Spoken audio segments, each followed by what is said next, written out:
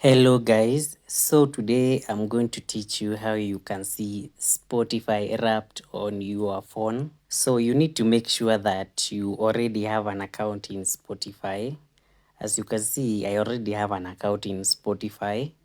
And then also you need to make sure that you go to your Play Store and ensure that the Spotify app is updated. As you can see here, it's not telling me to do any updates. So that means it is up to date. So that is simply how it's done. You just need to make sure that your Spotify app is updated, and you need to make sure that you have an account login.